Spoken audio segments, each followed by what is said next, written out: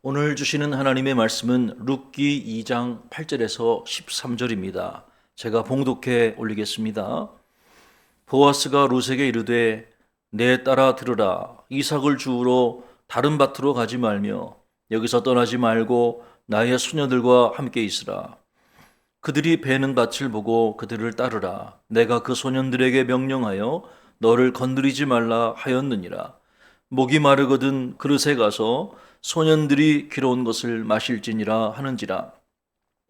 룻이 엎드려 얼굴을 땅에 대고 절하며 그에게 이르되 나는 이방 여인이거늘 당신이 어찌하여 내게 은혜를 베푸시며 나를 돌보시나이까 하니 보아스가 그에게 대답하여 이르되 내 남편이 죽은 후로 내가 시어머니에게 행한 모든 것과 내 부모와 고국을 떠나 전에 알지 못하던 백성에게로 온 일이 내게 분명히 알려졌느니라. 여호와께서 내가 행한 일에 보답하시기를 원하며 이스라엘의 하나님 여호와께서 그의 날개 아래에 보호를 받으러 온 내게 온전한 상 주시기를 원하노라 하는지라. 룻이 이르되 내 주여 내가 당신께 은혜 입기를 원하나이다. 나는 당신의 하녀 중에 하나와도 같지 못하오나 당신이 하녀를 위로하시고 마음을 기쁘게 하는 말씀을 하셨나이다 하니라. 아멘. 5월은 가정의 달입니다. 하나님께서 이 땅에 창조하신 최초의 기관은 가정이었습니다. 저는 오늘 말씀을 통해서 우리의 가정이 회복되고 우리의 가정이 하나님의 은혜가 넘치기를 간절히 기원합니다. 오늘 본문에는 깨어진 한 가정이 우리에게 소개되어 있습니다. 룻기는 사사시대를 배경으로 하고 있습니다.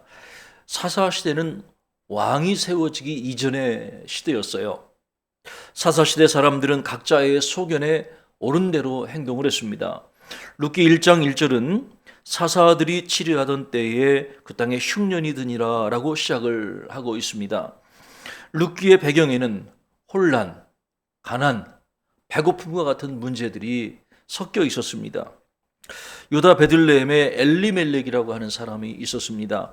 이 사람은 흉년을 피하기 위해 아내와 두 아들을 데리고 모압 지방으로 이주를 했습니다. 시간이 지나서 엘리멜렉은 그 땅에서 죽게 됐고 그 아내 나오미와 두 아들만 남게 됐습니다. 홀로 남겨진 나오미와 두 아들은 모압 여자 중에서 며느리를 얻게 됐습니다. 시간이 지나 두 아들도 세상을 떠나게 됐습니다. 이제 이 세상에는 시어머니와 며느리 둘, 이렇게 셋만 남게 되었습니다.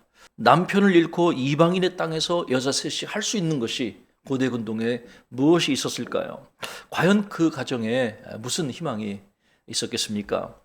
그러던 어느 날 시어머니는 기쁜 소식을 듣게 됐습니다. 여호와께서 자기 백성을 돌보셔서 고향 베들레헴에 먹을 양식을 주셨다는 소식이었습니다. 나오미는 두 며느리를 데리고 고향 땅 베들레헴으로 돌아갔습니다. 고향으로 돌아오는 길에서 시어머니는 며느리에게 그들의 고향 모압 땅으로 돌아가라고 권유했습니다. 아직 젊은 나이기 때문에 친정에 들어가서 새로운 가정을 이루는 것이 좋겠다고 시어머니가 생각했던 것이지요. 시어머니의 이야기를 듣고 큰 며느리는 모압으로 돌아갔습니다. 그러나 작은 며느리는 시어머니의 권면을 따르지 않고 시어머니와 함께 했습니다. 이 작은 며느리의 이름이 바로 룻이었습니다. 너도 동서를 따라 돌아가라는 시어머니의 말에 둘째 며느리 룻은 다음과 같이 고백했습니다. 어머니께서 가시는 곳에 나도 가고 어머니께서 머무시는 곳에 나도 머물겠나이다. 어머니의 백성이 나의 백성이 되고 어머니의 하나님이 나의 하나님이 되시리니 어머니께서 죽으시는 곳에 나도 죽어 거기 묻힐 것이라. 며느리 룻은 자기의 아니가 아니라 어머니의 안위를 선택했습니다. 또한 룻은 이방신이 아니라 이스라엘이 섬기던 여호와 하나님을 선택했습니다. 룻의 결심과 그 행동 이면에는 시어머니에 대한 효성 그리고 여호와 하나님에 대한 굳건한 신앙이 자리 잡고 있었던 것입니다. 나오미와 룻이 하나님의 돌보심을 바라고 고향으로 돌아왔을 때 그들을 기다리고 있던 것은 동네 사람들의 비난과 냉소적인 태도였습니다. 베들레헴 사람들은 이전에 나오미를 기억하면서 이게 정말 나오미인가? 라고 떠들썩하게 떠들었습니다. 그들의 말에는 조롱과 비웃음이 섞여 있었습니다. 양식을 구하기 위해 베들레헴을 떠나서 모압으로 갔던 그 여자가 지금은 남편과 두 아들을 다 잃고 천한 이방 며느리 하나를 데리고 고향으로 돌아왔다고 하는 좋지 못한 조롱의 뉘앙스가 섞여 있었던 것입니다. 사람들은 참 이상한 심리를 가지고 있습니다. 어렵고 힘든 처지에 있는 사람을 보면 위로해주고 지지하기보다는 내가 너 그럴 줄 알았어. 그런 식으로 삐딱하게 사람을 대합니다. 주변 사람들에게 나오미는 더 이상 나를 나오미라고 부르지 말라, 그렇게 이야기를 합니다. 여러분, 나오미라는 이름은 기쁨, 즐거움이라는 뜻을 가지고 있었어요. 그러니까 나오미는 기쁨의 사람, 즐거움의 사람이었습니다. 그러나 이제 자신은 자신이 더 이상 기쁨과 즐거움을 가진 여인이 아니라 마라, 자신의 이름을 마라라고 부르라고 했지요. 그 마라라는 뜻은 고통, 그리고 비통함이라고 하는 뜻을 가지고 있어요. 여러분, 이름에서 우리가 알 수 있듯이 나오미의 삶은 지쳐 있었고 차량하고 괴로웠습니다. 오늘 우리의 가정은 어떻습니까? 제가 최근에 만났던 분 중에 이수민 장로님 부부가 계셔요. 이수민 장로님은 대전 태평교회의 원로 장로이십니다. 이분의 삶은, 젊었을 때의 삶은 마치 막힘이 없는 고속도로처럼 질주하는 삶이었습니다. 34살의 젊은 나이에 박사학위를 받았고 35살에 한남대학교 학과장이 됐습니다. 그리고 36살에 교회 장로가 되었고 37살에 미국의 국비로 연구원 자격으로 국비 유학을 가게 됐습니다. 이처럼 인생 최고의 전성기였던 1982년, 이분의 나이가 37살에 뜻하지 않은 고난이 이분에게 찾아오게 됩니다. 이분은 눈에서 눈물이 자주 흐르고 안구가 뻣뻣하게 굳어오는 것을 많이 느끼게 됐는데 병원에 찾아가서 진단해 본 결과 의사로부터 녹내장 말기라는 그런 판정을 받게 됩니다. 의사는 수술로도 이 병은 고치기가 어렵고 당신은 실명이 될 거라는 그런 이야기를 하게 됩니다. 고통 중에 고민하고 이분은 어차피 지금 미국으로 유학을 가게 되었기 때문에 우리나라보다 의료기술이 발전한 미국에 가서 자기 눈을 수술하면 좋겠다는 마음을 갖게 됩니다. 그리고 미국에 가서 미국에서 가장 유명하다고 하는 그 안과 전문의를 수소문해서 찾게 됩니다. 드디어 수술 일정이 잡히고 의사와 상담하는 가운데 의사는 당신의 눈이 수술을 통해서 회복될 가능성은 0.1%입니다라는 이야기를 합니다. 그리고 이것이 인간의 한계라는 이야기를 하게 됐습니다. 그러나 이분은 눈이 실명되는 것을 가만히 앉아 기다리기보다는 0.1%의 가능성이라도 그것을 도전해 보기로 했습니다. 그리고 6시간의 대수술을 받게 되지요. 수술이 끝나자 의사가 이분의 눈에 감겨있던 붕대를 풀으며 내가 보입니까? 내 얼굴이 보입니까? 라고 물었습니다. 그런데 안타깝게도 이분에게 보이는 것은 온통 검은색 뿐이었습니다. 그나마 수술하기 전에는 형체라도 희미하게 보였는데 이제는 수술을 마치고 붕대를 풀자 아무것도 보이지 않는 칠흑 같은 어둠뿐이었습니다. 그래서 신음하듯 소리를 냈습니다. 다크니스. 다크니스. 이수민 장로님은 퇴원하고 일주일 동안 방에 틀어박혀서 아무것도 먹지 않고 잠도 자지 못하며 아무것도 하지 않았습니다. 그저 울면서 일주일을 보냈다고 합니다. 교수도 장로도 이젠 모든 끝이라는 생각을 갖게 됐습니다. 그러면서 과연 하나님이 살아계신가라는 아주 근원적인 회의를 겪게 되지요. 미국 땅에서 우울증 초기 증세를 겪으면서 이분의 마음에는 자살이라고 하는 생각을 갖게 됩니다. 평생 아내와 자녀들에게 짐이 되느니 차라리 이때쯤 조용히 사라져주는 것이 가족들에게는 나을 수도 있다는 판단을 했던 것이죠.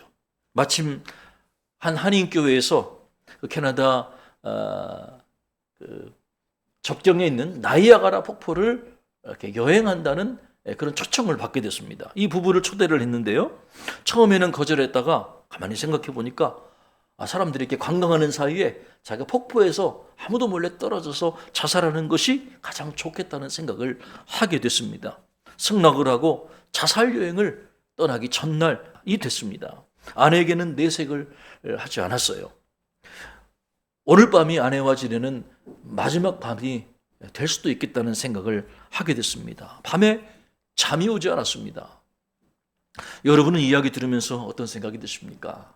혹시 여러분도 깊은 고통으로 인해 불면의 잠을 지새운 적은 없었습니까? 도저히 희망이 보이지 않아 인생의 마지막을 스스로 정리해야 되겠다는 생각을, 그런 충동을 느낀 적은 없었습니까? 만약 여러분이 그런 경험을 한 적이 있다면 제 이야기를 한번 잘 들어보시기 바랍니다. 하나님은 깨어진 가정, 상처난 가정을 잊지 않으시고 그들을 돌보시는 하나님이십니다. 비록 나오미의 가정이 깨어지고 상처난 가정이더라도 하나님의 돌보심이 그들과 함께 했어요. 그래서 하나님은 고향으로 돌아온 그 가정을 잊지 않으시고 그들을 돌보실 것입니다. 하나님은 모든 것을 잊었던 나오미와 룻을 기억하시고 그들에게 은혜를 베푸실 것입니다. 그 증거가 무엇입니까? 그들이 먹을 것을 구하기 위해 베들레헴을 떠났을 때는 베들레헴 땅에 흉년이 들었습니다. 그러나 그 가정이 하나님의 돌보심을 바라며 고향으로 돌아왔을 때는 그때가 마침 보리추수가 시작할 때였습니다. 우리는 깨어진 가정을 돌보시는 하나님의 은혜를 기대해야 합니다. 어느 날 룻은 가족의 생계를 책임지기 위해 이삭 줍는 일을 자청했습니다.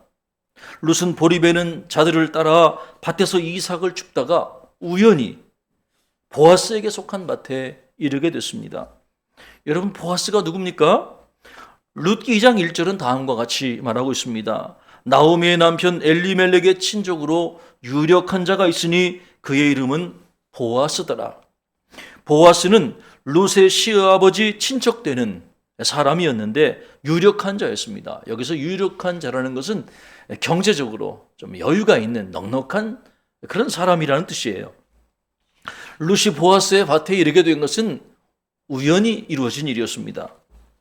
룻은 보아스라는 사람을 알지도 못했고 앞으로 자신에게 일어날 일을 예측하지도 못했습니다. 단지 룻은 자신과 시어머니의 생계를 책임지기 위해 그 밭에 이르게 된 것입니다. 그러나 놀라운 일이 일어났습니다. 룻은 그 밭에서 이삭을 줍던 날 마침 그 밭의 주인이었던 룻의 친족 보아스를 그 밭에서 만나게 된 것입니다. 여러분, 이 일을 어떻게 생각하십니까? 생계를 책임져야 했던 여자는 우연히 그 밭에 이르게 됐습니다. 그리고 마침 그녀를 사랑하게 될 운명의 남자도 그 밭에 이르게 됐어요. 그래서 이 두 사람의 사랑이 싹트게 돼서 가정을 이루게 됩니다. 참 동화 같은 이야기 아니겠습니까? 하나님을 믿지 않는 사람이라면 이런 상황을 가리켜서 눈이 좋았다, 혹은 불교 신자라면 옷깃만 스쳐도 인연이니 이 둘은 전생부터 부부로 맺어질 인연이었나 보다, 이렇게 바라볼 수도 있어요. 그러나 여러분, 우리 그리스도인에게 우연이라는 것은 있지 않습니다. 과학자인 그 아인슈타인은 우연이라는 것은 하나님이 남몰래 일하시는 방식이다라고 이야기한 적이 있어요. 남들에게는 우연처럼 보이는 일일지 모르지만 사실은 하나님이 일하고 계신 방식이었던 겁니다. 룻과 보아스의 만남에 보이지 않는 하나님의 은혜와 섭리가 다스리고 있었던 것입니다. 하나님은 룻을 친족 보아스의 눈에 띄게 하셨습니다. 보아스는 사환에게 이 여인에 대해서 물어봅니다. 사환은 이 룻에 대해서 좋은 이야기를 해줘요. 모함 여인이고 나오미의 며느리고 그리고 아침부터 저녁까지 쉬지 않고 부지런히 일하고 있는 아주 성실하고 부지런한 여인이라고 좋게 이야기를 해줍니다. 보아스는 마음을 열고 룻이 이삭을 줍기 위해 다른 밭으로 가지 못하게 합니다. 그리고 일하는 소년들에게도 룻을 건드리지 말라고 명령합니다. 그것도 모자라 보아스는 룻이 목마를 때 언제든지 일꾼들이 길어온 물을 마실 수 있도록 허락해 줍니다. 여러분, 당시 물이 귀한 상황에서 이러한 배려는 엄청난 것이었습니다. 보아스는 얼굴을 땅에 엎드린 룻을 다음과 같이 축복합니다. 여호와께서 내가 행한 일에 보답하시기를 원하며 이스라엘의 하나님 여호와께서 그의 날개 아래 보호를 받으러 온 내게 온전한 상 주시기를 원하노라. 여러분, 과연 하나님은 어떤 분이십니까? 하나님은 우리가 믿음으로 행한 일에 보답하시는 분이십니다. 비록 모함 여인 룻은 이방 여인이었지만 자신을 안위를 선택한 것이 아니라 시어머니의 안위를 선택했습니다. 또한 룻은 어머니가 섬기던 하나님을 나의 하나님이라고 고백했어요. 이처럼 효성이 지극한 룻과 하나님에 대한 신실한 믿음을 가졌던 룻을 하나님은 기억하시고 그에 합당한 상을 내려주신 것입니다. 또한 하나님은 어떤 분이십니까? 하나님은 여호와의 날개 아래 보호받으러 온 우리에게 온전한 상을 베푸시는 분이십니다. 비록 나오미의 가정이 베들레헴을 떠나 양식을 얻기 위해 모압 땅으로 갔지만 돌아올 때는 하나님의 돌보심을 기대하며 돌아왔습니다. 비록 우리의 가정이 깨어지고 상처난 가정이라 할지라도 하나님의 돌보심을 기대하며 하나님께 돌아오는 자녀들을 하나님은 잊지 않으시고 그들을 돌보시고 온전한 상을 베풀어 주시는 것입니다. 이에 룻은 다음과 같이 고백합니다. 내 주여, 내가 당신께 은혜 입기를 원하나이다. 깨어진 가정, 상처난 가정에 하나님의 은혜가 절실히 필요합니다. 오늘 우리 가정에도 하나님의 은혜가 필요합니다. 하나님의 은혜만이 오늘 우리의 가정을 회복할 수 있습니다. 과연 보아스는 누굽니까? 보아스가 누구이기에 룻은 그 보아스에게 내 주여 당신께 은혜 입기를 원한다고 고백을 했을까요? 보아스는 룻의 기업물을 짜였습니다. 이 기업물을 자라는 히브리어는 고엘, 그런 단어예요. 이 고엘이라는 단어는 노예 상태에서 속량해 주는 것, 그리고 가난한 자의 밭을 물려주는 아주 가까운 친족을 가리킬 때 사용하는 단어입니다. 발전적인 의미에서 기업물을 짜는 인자로 우리의 죄를 구속해 주시는 예수 그리스도를 상징하기도 합니다. 보아스는 우리의 구원자로 이 세상에 오신 예수 그리스도를 상징합니다. 과연 하나님의 은혜가 우리 가정에 어떻게 임하나요?